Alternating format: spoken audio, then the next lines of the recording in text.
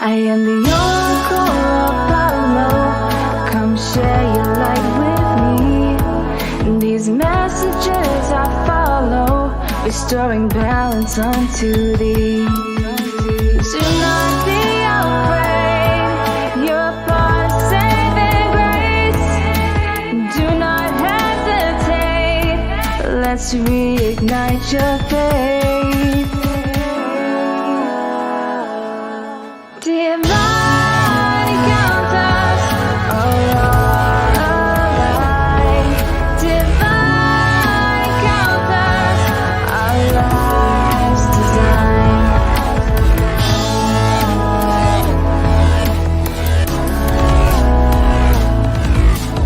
I am the oracle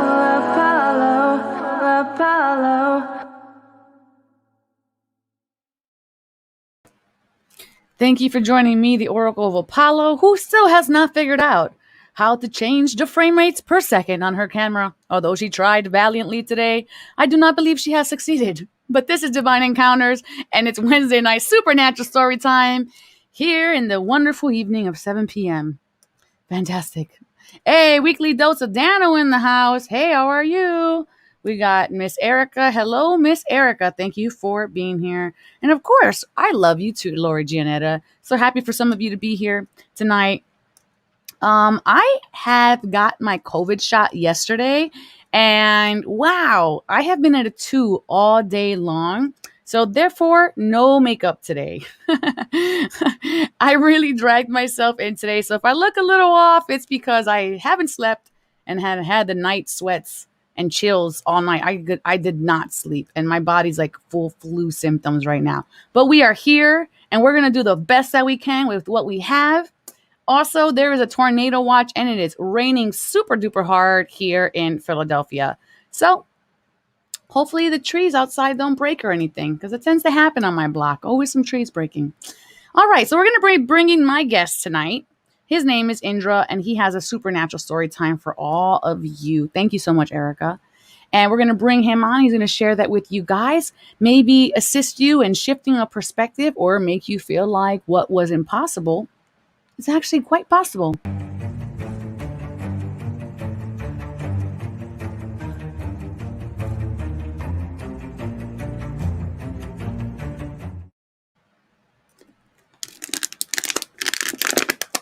Oh boy. Oh, I think we have a camera down. Hello, Linda Rainey. You had a tornado in the middle of the state. Oh boy. Okay, so we have lost Indra. I'm sure he'll be back in a few moments. I think this is going to be this kind of episode. I spent an hour trying to figure out the frame rate of this camera. Okay, wait, I see a little picture. Let's see if he can come back on. Are you guys at home hearing me? All right. Indra, you're back.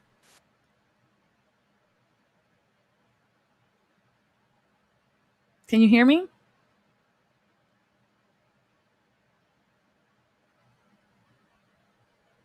I don't know. I can't. You can't hear me at all, huh? Okay, so everyone at home can hear me, but Indra can't hear me. Oh boy. I can hear you now. Okay, you can hear me now. This is going to be an in and out type of situation. I see that already. Indra, thanks so much for being here. I would love for Thank you you to so much, introduce Oracle. yourself. I would love for you to introduce yourself to everyone at home watching. Tell them a little bit about who you are and why you wanted to come and share today. Okay, well, thank you so much, Oracle. Who am I? That's the question of the lifetime, isn't it? So, I do astrology for people. I offer readings, life readings, to help people to wake up to who they really are. I use other modalities, including the Enneagram of Personality and the Wheel of Totality, and I do location astrology for people.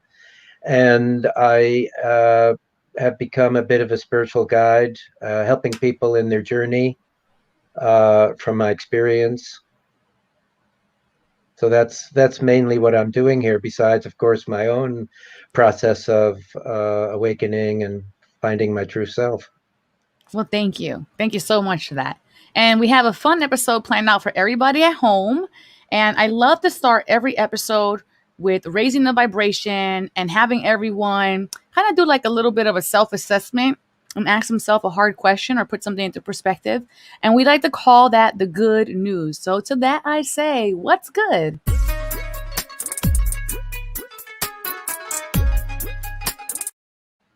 Okay, we have the good news card here today. And the card is the activated earth card. Power places, ley lines, trust where you are led. Ley lines are invisible pathways on the land along which energy travels. They can be sensed when we tune into them with our subtle senses. Also known as spirit paths, they've been compared to the meridian system of the body used in Chinese medicine, and they link sacred sites, stone circles, burial mounds, and other places of worship worldwide. In Australian Aboriginal culture, song lines were the paths traveled by the creator beings as they made the land and the sea during the dreaming. These paths were recorded in traditional songs and dances of the people, allowing them to access information about the land's history and to travel safely across great distances. Many believe that as we visit such sacred points on earth, something is activated within us.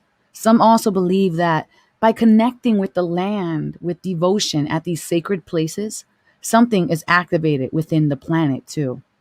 Are you being called to travel to a sacred place that your soul remembers, or to tend to the land that you live on, to honor and acknowledge the known and unknown keepers or nature spirits of that land? As you connect with the earth and honor its keepers, the land opens up more fully to hold you. The fruits provide more nourishment, and the guardians watch over you. How do you feel about that message? You guys at home and Indra. Do you want me to answer you now? Please.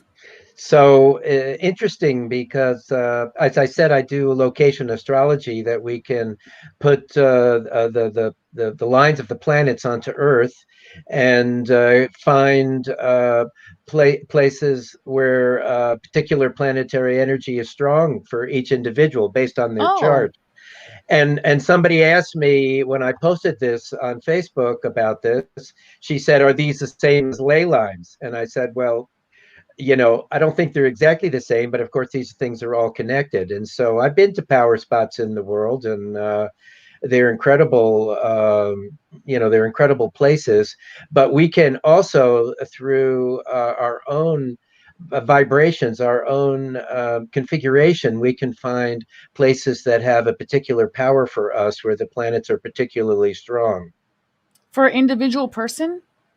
For an individual person, it's called location astrology, or astrocartography. And you take I don't want to get into it too far, but you take the point of the first a first, fourth, seventh, and 10th house, the 0 degree, those are considered to be the most direct energy. And the lines lay all over the globe, different for everyone. And there's incredible stories about people living at certain of their planetary energies and it being really good or really bad, depending on how they work. It's so interesting because when you mentioned it, I was like, what is that? Locational astrology. And then we got this card and you went right into it. And I was like, oh, there's my answer because I need that. I want to do Very that with good. you. I will be doing that with you in the near future for sure. So Okay. I have an activation today, Indra. Instead of we usually have a question. The only question that was posed on here though was, are you currently being called to travel to a sacred place that your soul remembers? Uh, that's my question. Yes. So my soul is calling for me not to travel because I have been traveling the last 20 years and I feel really good about not going anywhere because I have been all the places that I needed to be. And I kind of feel like if I never can leave, it's okay. Th- Right? That's the way I feel at the moment. This is the perfect card for this whole conversation. I swear it is. Okay, so we have an activation. That's why it wasn't really a question today. But if anyone else at home feels that way about that question, feel free to answer. So today's activation, we place our hand on our heart and we're going to repeat the following. I honor and thank the keepers of the earth beneath me, known and unknown. Thank you for your nourishment and tender holding. And just breathe that energy into your heart space and just see what response you receive.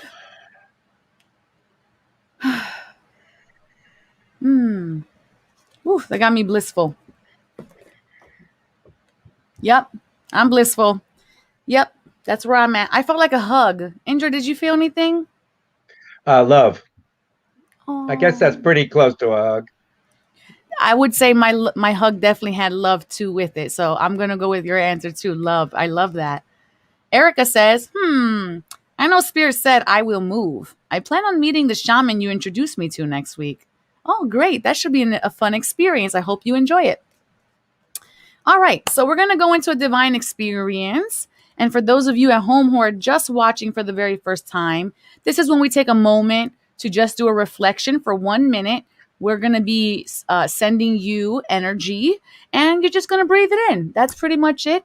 But first, we like to check in with ourselves to see where we are at energetically in this moment right now. Where are you at? 1 being this is the least amount of energy, 10 being this is the most amount of energy. Check in with yourself and put it in the comment section below.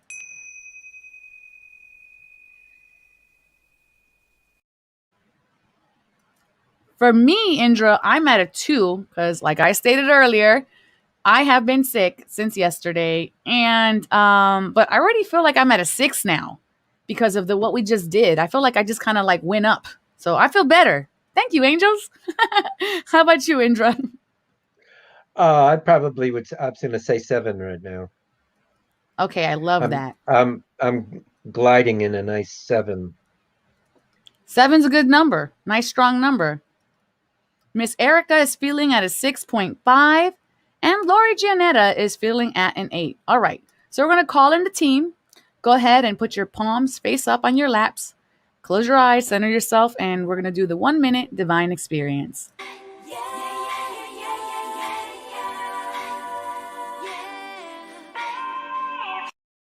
1 minute on the clock, breathing in a beautiful golden light energy into your body, and let its consciousness knowing where it is needed. Allow it to flow where it needs to go.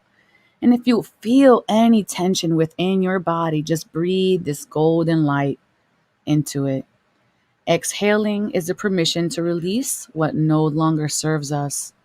And breathing in is the invitation for the golden energy to enter and bring healing, rejuvenation, awareness, clarity, One more breath in, natural breath in. Expand that lungs and belly. Exhaling.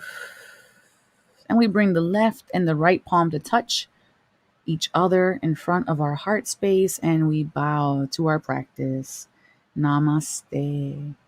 And you can gently open your eyes. If you're feeling ungrounded, you can offer yourself some grounding by placing your left hand on your right knee and your right hand on your left knee and sending energy downward with intention. Let me know in the comment section below now where you are at from 1 to 10. And if you felt something like hot, cold, tingling, energy, if you saw colors or had memories or any emotions that arose, put that in the comment section below and let us know where you are at now. How about you, Indra? Anything for you? How about a golden 7? And there's 7 people on Facebook, which is great. Oh, hi, Eileen. She's at a 6. Laura Gianetta went up to 9.5. That's pretty good. I feel like I'm at a 7.5 now. There's a lot of heat in my body. I feel energy spinning down into my stomach, especially, and I feel a release in the left temple and a little bit in my right temple as well. Yes, yes, yes. Okay, Indra, this episode is all about your experiences and your supernatural story time. And I'm going to give you the stage now, and you can just begin wherever you feel the most comfortable in your story. If you want to start explaining how you came into spirituality and then jump into your story, you can. And I'll try not to interrupt you unless I really need to. Please interrupt me whenever you like. The beginning, when does it really begin? It begins at the beginning of the life, but then that isn't really the beginning either. But I would start in the early 70s when I moved to California. I started going to in Berkeley. There was a spiritual bookstore that had an amazing collection of books. Shambhala was the name. It's a well-known name. The bookstore's out of existence, and I bought a lot of astrology and spiritual books. And I suppose I started devouring them. And I had the situation in my life that I could concentrate on um, getting happy, maybe is the way I said it, or focusing on myself to clear my energy. And by the end of the 70s, I spent 20 years living in a spiritual community in California. And we raised our family, 3 children. And when that ended from 79 to 99, I started traveling. I separated from my wife then, that particular wife, and the kids were grown. And for the last 20 years until COVID, I've been traveling the world. I've only had 2 winters in America since '98, and one of them was this last COVID winter, which I enjoyed after being away so much. We're talking about staying at home, that I found it to be a wonderful experience. And I spent a lot of time in India. I was a trader. I bought handicrafts, jewelry and textiles and singing bowls and all sorts of spiritual stuff. And I sold them out of my truck. I was like was already the original hippie. So now I had my VW van and I went around to stores and I did that for 12 years. And I would spend half the time out of the country. I would be going to third world countries to buy handicrafts.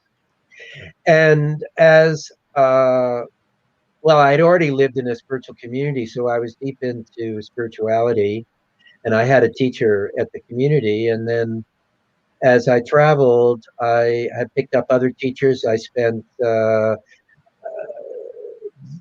main part of my winters were spent in India, in Rishikesh, which is where the Beatles were. And I've had the ability to travel all over India, northern India, southern India.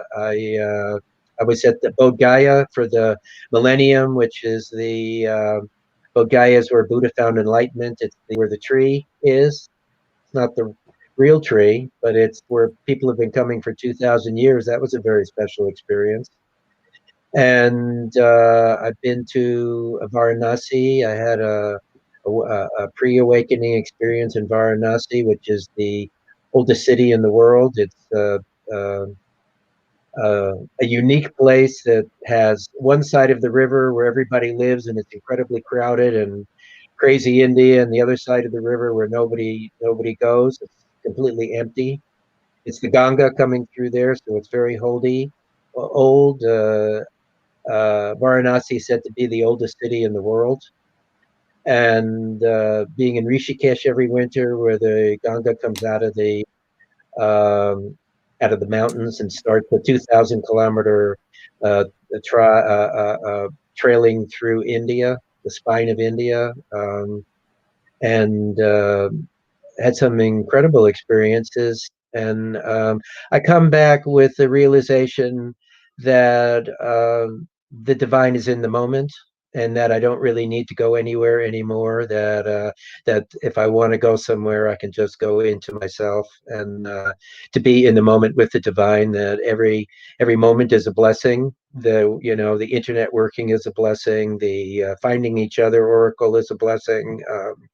That my headphones work is a blessing, and that's where I was taken to, in the sense of finding the joy in each moment.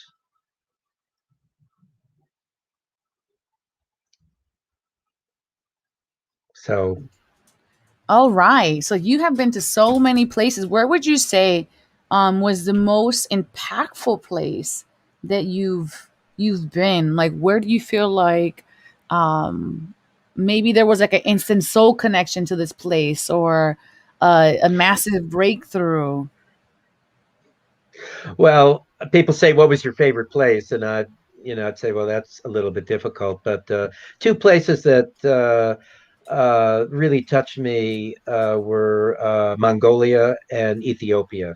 Mongolia, where I was reading a book about Genghis Khan, and who I thought was had some really good parts. I don't want to go into the politics of it, but he was quite an individual. And I was reading about a place that he went in the summer, and we had just been there in the day, and we were camping for 3 days in the place where 800 years ago they had summered Genghis Khan and his family.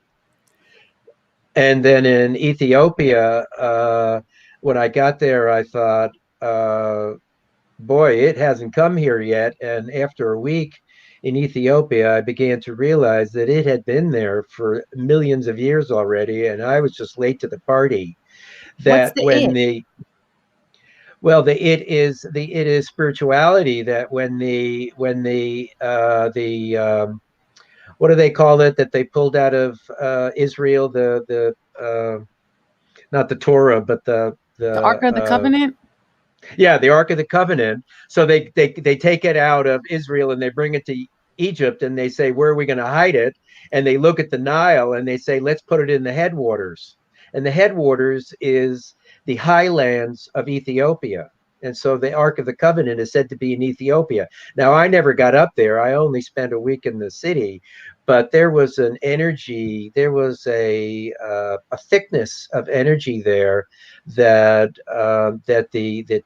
the past and the moment and the present had combined to be. Wow. Um, it's just a thicker, energetic place. Wow. Was there any places that you visited that you were like, okay, I thought this would be this way, but then it's this way, but like not in a good way? Um, well, Haiti was a challenge. It's a really interesting place with interesting karma because of the being the first Caribbean nation to go independent in the early 1804, and they've kind of had bad karma since then. And it's on the same island with Dominican Republic, and it's 4 degrees hotter than the Dominican. And Jamaica is very close across water, and that was like 10 degrees cooler. It's like Haiti is like really a difficult place to be, and I was there about 3 or 4 days and very happy to leave. I did buy some beautiful things there. They take the metal drums, maybe you've seen them, and they cut them up and make them into sculptures. And so I did find some handicrafts there that I brought back, but that was a difficult place. And then getting ripped off in Jamaica by I bought some things and they never sent them. And all over the world they take care of you. The in the trader world there's a a commonality, but not in Jamaica. So it wasn't a big deal, but it's an interesting place, Jamaica. How much of your astrology guided you to these places? So were you like, okay, I'm gonna go here now. Let me check on that. Is this how we, or was it like a knowing, or a feeling, or a calling? So yeah, I call it the knowing. It's just the intuition. It's just that some things just feel right and some things don't. And the whole thing was all spontaneous. It was people used to say, "Were your kids planned?" And I'd say yes, but not by us. And so there's been a presence in my life for 50 years and probably earlier than that of just it's that gentle hand of the parent that's behind, that's not pushing, and that the child shouldn't know the presence, but the parent is there if the child falls. And so this is the guidance that the this is the time of surrender, that we have to give up all expectations.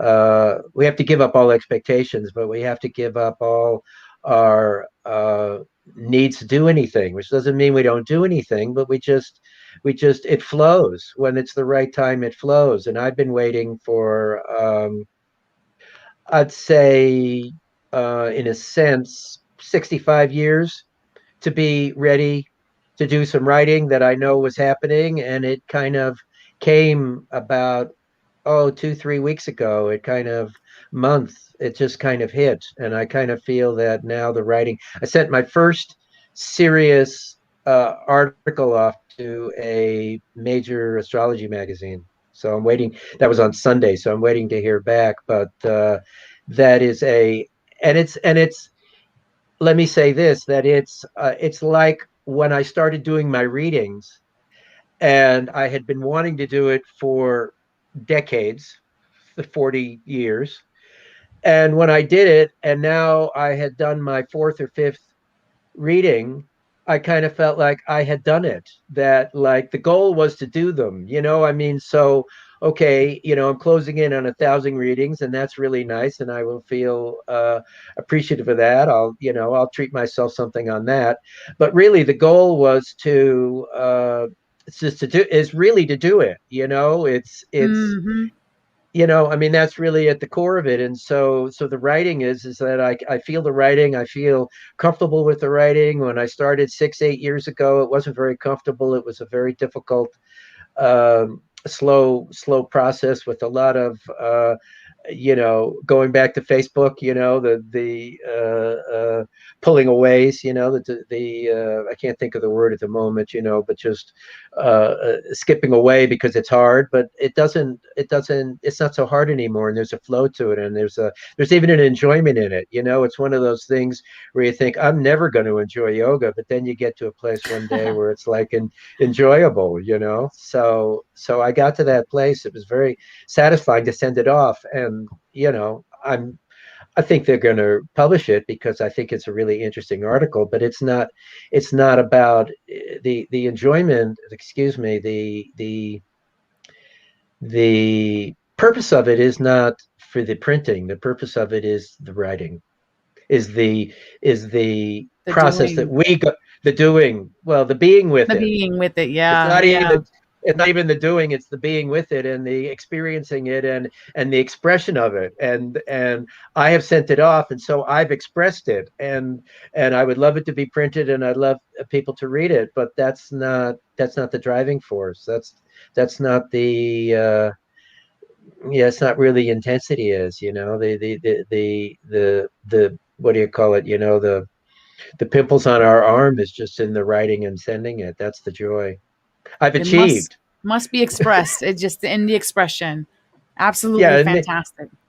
in the expression. And so this is from 7 decades of experiences, is that at first you think that it's well, when you're young, you think it's this, and then you come to find out there are many layers to it. You get an experience in your 20s, your 30s, your 40s, your 50s, your 60s, and your Mm, 70s of what it is. And it keeps mm. being refined and being, um, it's simpler joy. There's simplicity in it. It's complicated at first because you're trying to satisfy ego. You're trying to satisfy needs that it can't really be satisfied by these experiences that we think that it will bring us satisfaction, but it doesn't. I think you know what I mean. Yeah, I absolutely understand what you're saying. Okay, so with that, we're gonna put a pin in this because we're gonna be right back after this message from our sponsor.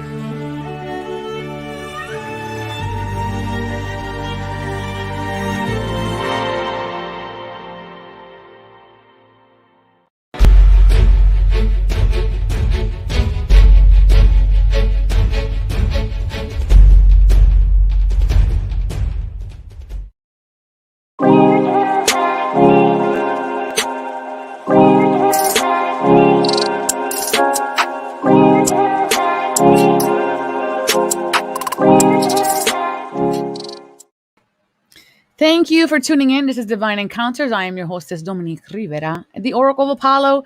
Thank you all. Shout out to intentionpen.com.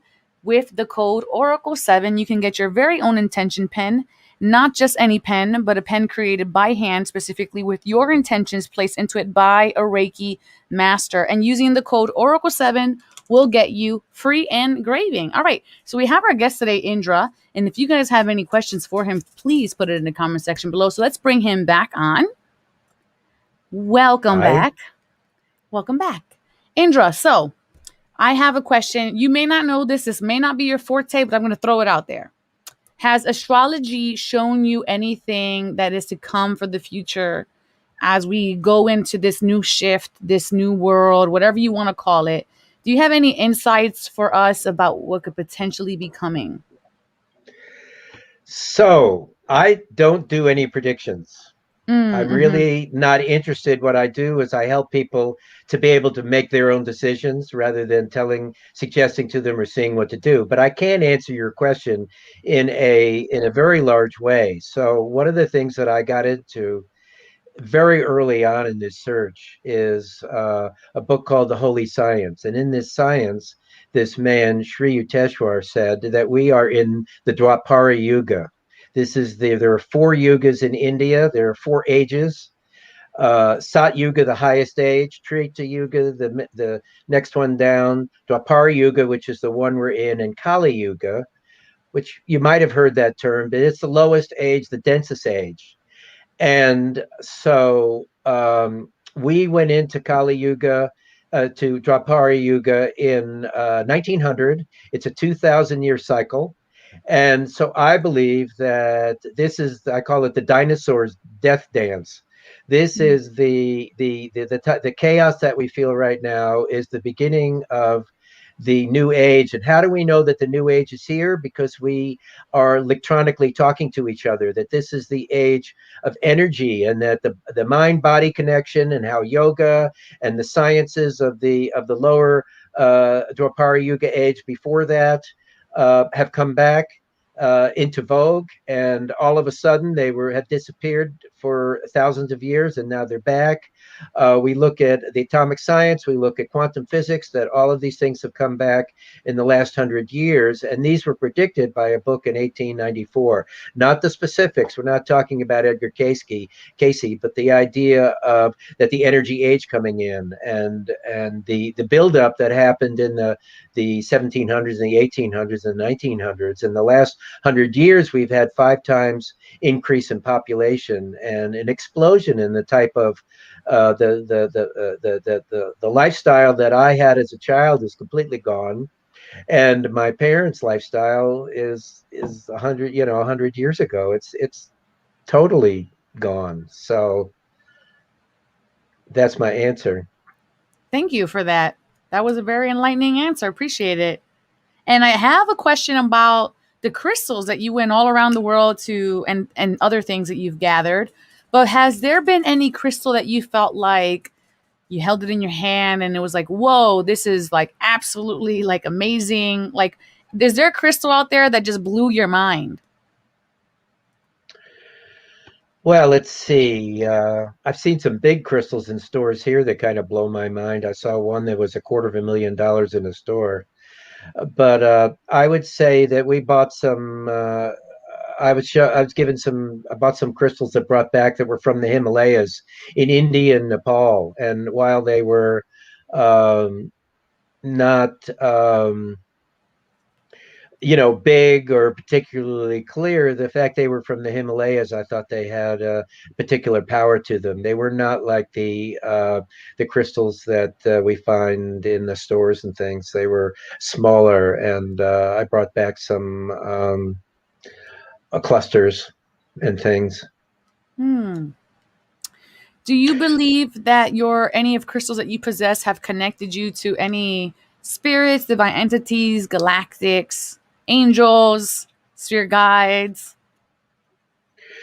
Well, I'm not particularly big into crystals, but I would say that is that I did. You were asked about power spots before. I did have a teacher who would go around the world and plant crystals in the power spots. That she would travel around, and as she got to a power spot, she would take the crystal around in India, and we would pass it around among 100 or 200 people a few times, and then they would get loaded up, and then she would plant them. So I had those experiences. Those sort of come to mind. I remember we did that in the pyramids in the Yucatan. And what do you feel like was gained from doing that?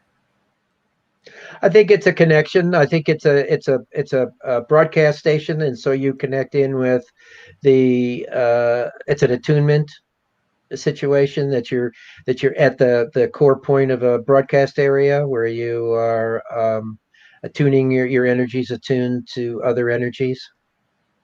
Very interesting. And okay, let's see here. These are good answers. I like them. So in regards to your astrology, was how did you get into that exactly? Like, how old were you when you discovered it? Or did you always have like a calling to it? Like, what was the defining factor that was just like astrology? Well, I was 25 years old, and it was not. I mean, it was well known, but not super well known. It wasn't like a major thing. It was really the change right in that particular time. Just as natural foods kind of came in, and became a vegetarian then. I was mathematical as a child, and astrology just seemed to fit. And I went up to a space, and I went up to a space with it. I studied it about 3 or 4 years with my wife, and I got to a place where I kind of um, I needed ripening. I needed maturing. And I want to suggest this to people, that you drop something for, a week, a day, a week, a year, 5 years, 10 years, 25 years, you're going to get back. You probably, if it's important, you'll get back to it. And I started doing a particular type of reading in the last week. It's a particular chart. I don't want to go into the specifics of it. It doesn't matter. But I knew about this chart for 25 years. And all of a sudden, in the last month, I started studying. I ran into somebody, a Western astrologer. I mean, on an online, I saw a class and then read some of his work. And it took me into this type of reading that based on it's also when I do Vedic or Indian astrology. That's what I do, and we have a reading kind of using the same idea. And all of a sudden, I had a clarity about what the chart means, when for 25 years I would look at it and have absolutely no idea. And I want people to understand that I feel, and maybe that you understand, that I'm perfectly fine, that I felt, as I gave a reading to somebody, two people recently using it, and I thought it was really deep what I was seeing. And I said, look, I may change. I mean, I'm only doing this a week. You're the first and second one I'm doing this particular chart reading for. And I may change my opinion in a week, but right now I feel really good that the way that this energy came to me and the clarity that I feel around it, that I feel like sharing this, even though, I have been knowing about this chart for 25 years. And basically what I was doing was saying, since I don't understand it, it's not important, which is a Mm. bit of a lesson for me. So once I understood it, then I found out it was important. And in fact, it's kind of incredible because it's an nth chart that you take it to. It's like a chart. It's like a tarot card reading, but it's like the very end of your life. It's like what will you result in, and how will it be? And I think it's fascinating. But my point is that I sat on that for 25 years, and I've had it for a week, and that's just the nature of this particular time, with the waiting, with the writing coming on, and that things, I can feel that the downloads are happening very quickly, and I can feel a rightness in them. It's not a shock, because the body has developed. It's really important that. I had a teacher who told me that, and I believe this is really true, is that the awakening experiences that most people have are really pre-awakening experiences, and it takes 10 to 20 years to really settle into to your higher self, to where that it is um, accessible and with you at all times. That having a preliminary experience, while it is shaking and revolutionary, there's not a stability in that, and the stability takes, and many great masters have spent that time. Uh, um, Ramana Maharshi, who's a very famous Indian, spent he had a near-death experience at 16, and he woke up, realized, and he then went to meditate in a cave for 19 years. And you can Wow. sit in that cave on a Wow. mountain in India. Just saying that, I felt the energy come into my crown as you're just saying it. I just felt the connection to it right now. Pretty cool. Divine timing.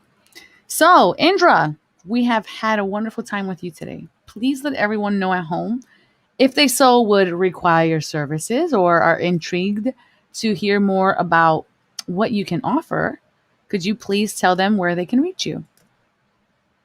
Well, I have an email, indrarinsler@gmail.com, that I answer. There you go, that I answer readily. And I have a website that people can find out more about me. I'm pretty accessible. I'm on Facebook. I've got a personal page there that I do posting on, and attentive there. I'm not hard to reach, and I offer readings for people using these modalities. They're intense because they're trying to wake you up. It's essence to essence. We talk a lot about personality, but we're not talking to the personality. We're trying to wake people up to who they really are by finding the barriers, the limitations that we put on ourselves. Without any judgment, we're just trying to highlight them so people can find themselves and release whatever stories that don't serve them. you will be hearing from me for sure. Okay, happy to do that.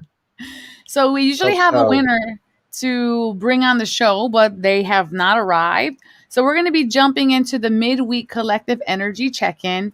And Indra, I'm going to put you in back in the green room. I have Samantha over there with some cucumber water and some aloe vera for your hair if you would like some. So go enjoy that, and we'll see you shortly.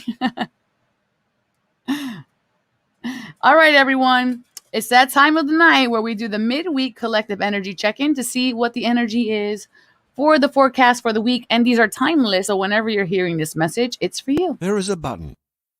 It's a very sexy button. It says subscribe on it. I wish I could click on it, but YouTube won't let me. All right. Let's go ahead and letting you guys know. We're going to be doing the mountain read, which is the foot of the mountain, which are the things that you're taking on your journey, the things you already know. The mountain itself, which is the obstacle, and then the summit, which is the outcome. So let's see what we have now. All right. Right here we have the first card, the foot. Relationships developing to a new level. Trust your intuition, care for yourself and others. You know, the vibe that I get about this is that when they say, make sure you put on your own oxygen mask first before you put on the oxygen mask of the people next to you. I kind of feel like for this collective reading, this feels like a lot of us are learning the lesson of doing that, of first putting ourselves before other people. This relationship's developing to a new level. I feel this is us developing the relationships within ourselves, and then having that validation with the intuition coming in here. And then that caring for yourself and others is you first. You see here it says care for yourself and others. So we can say something like care for yourself, then others. You come before them. Queen of Water, that is the most emotionally available queen. She's in touch with all of her feelings. This is saying practice moderation. I feel like this is just in alignment with what I'm stating. You first, then them. And that's because sometimes we get kind of caught up in the story that we have to do this, that, and the third for every single person before we can then attend ourselves. I have to answer emails, do business meetings before the end of the day. And then at the end of the day, if I have enough energy, then I'll meditate. Then I'll do something for myself. Then I'll exercise XYZ. But this is saying practice moderation. If you're seeing the number 2 in repetition right now, this is a reminder that you need to have and bring balance back into your life. So making sure that your one area of your life isn't getting more attention than the other. Because we need to bring some energy back within ourselves so that we can then replenish our own cups. Okay. And let's see what we have here for the summit. Believe in the impossible here. Blue Moon. I like this card because it's kind of like saying, like that blue moon. It happens every 2 years. And believing in the impossible, sometimes we get so caught up with what is. I can't possibly learn a new class right now because I don't have time. I don't have money. I don't have or there's no one to help me. But I kind of feel like as you're putting this, as you're refilling up your own well, as you're seeking balance and placing balance back into your life, that naturally releases the illusions that you currently possess that are not holding you or that are holding you back from achieving your truest greatness. So I feel like this is saying believe in you and watch the impossible unfold. This is what I feel this card is saying today. And let's see what the animal totem is. Shark. Lead as a powerful and peaceful warrior. You know, the shark pretty much has its own ecosystem around him. He has all these little fish that kind of feed off of whatever he gives them, the leftovers. But it's still acting, it's still not here just to consume. It only takes what it needs, really. It only eats when it is required of the shark. And it is in the water, which is the depths of the emotional state. So making sure that we can call on Archangels Metatron and Jules to assist us when we feel like we need a boost and feeling more powerful. And when we want to act from an empowered heart state and defend our personal beliefs as the spiritual warriors that we are, we can invoke Shark or call upon these angels. And the message from heaven, if you so happen needing a message from heaven, I had to leave that way for a particular person. So if you feel like you are seeking an answer from your ancestors, do not be jarred on the way that they left. That was part of their karma or dharma, and this was just part of the divine plan. Understanding when once we transition, that fear is no longer there, that pain is no longer there. All of those things are human. So once we transition and we are no longer in this corporeal state, we have a better understanding. As they say, hindsight is 2020. And then we have our angel blessings, making sure that you're claiming your angel blessings. Angel Cassiel blessing the collective with peace. Ooh, Angel Ariel blessing the collective with miracles. All right. So claim your best blessings there in the comment section. The angels always want to work with you and assist you, but they respect your free will. All right. So let's bring Angel back on. Hey, and Lori Gianetta claims this. How do you feel about this message today, Indra? I love moderation. I like the idea that if you want to find the center, you need to move over a little bit. That we tend to go from one extreme to another, and so the path of moderation, the path of discernment, the path of moderation. I strongly believe in those. It's beautiful. Yes, and I agree. Indra, is there anything that you would like to share with our audience, maybe on how they themselves can tap into those moments with the divine, or uh, any summation of something that you've learned throughout these years that has gotten you to this point? Because obviously you're still learning too, which I think is beautiful. But is there any type of message from your heart that you want to give to people out there? Maybe something that you needed to hear at one time and have learned and learned for yourself. The message is don't be hard on yourself. That we need to find compassion for ourselves. That we need to love ourselves. That we don't know what anything means. I don't know what anything means. I just make it up, and we can make a whole story. And the whole idea is to stop running that story. That anything that we think that something has a meaning. That we think that this is. I mean, when you feel something as an inspiration, you still don't give it meaning.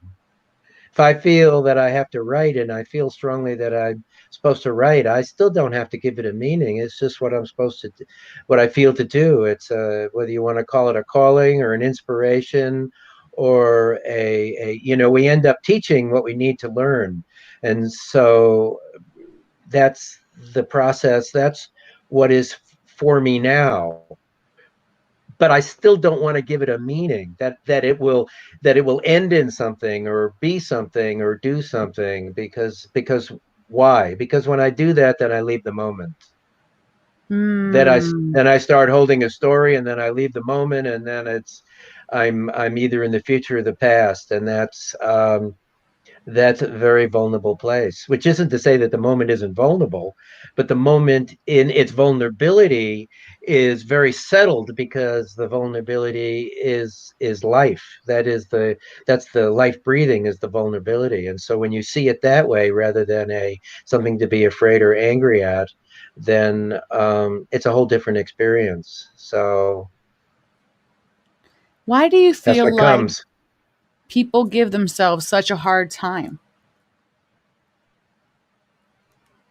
Conditioning. Conditioning.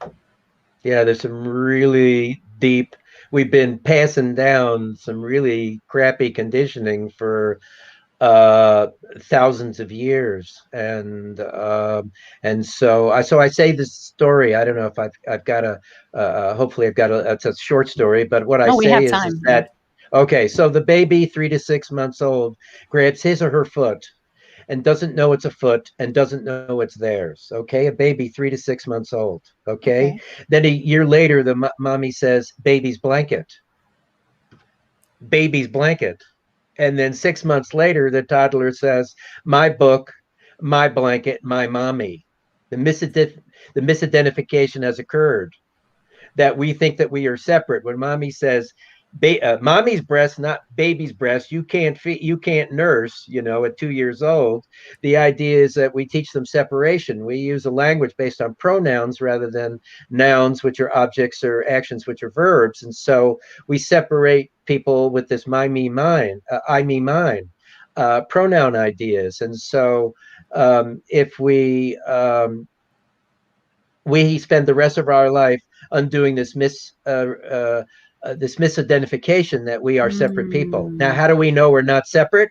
Is because we intuitively can connect with each other, that we can feel people. I had a friend that halfway around the world, if I thought of her, I'd get an email in 5 or 10 minutes. And she can still do that 20 years later. So we're all connected, and so there is this perception, because we're in different bodies, that we are separate, and this misconception is the work of the life, is to let go of the fact, is to realize that we're all connected and we aren't separate. And with that being said, let's see how well connected you guys are at home, because we're going to be playing the Apollo games.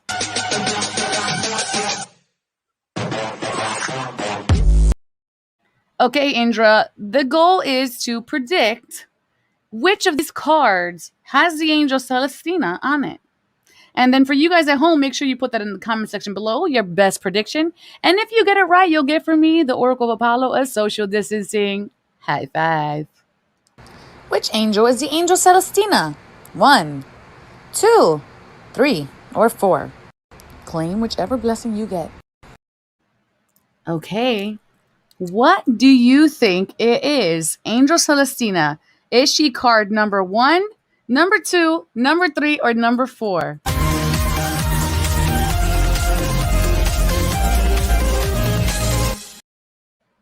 Angel, you're in the hot seat, so you get to go first. 3. 3. Is that your final answer? Yes. Got it. Okay, let's see. We have Lori Gianetta with 2. Donna, she's saying 4. Sherry McQueen is saying number 3. Cindy A saying 3. Sarah Jean saying 2. And Miss Linda saying number 3. All right. Let's see what the answer is. And these are angel blessings, so feel free to claim them regardless of which one you picked. Which angel is the angel Celestina? 1, 2, 3, or 4.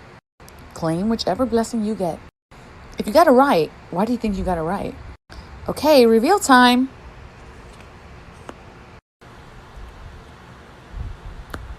Celestina.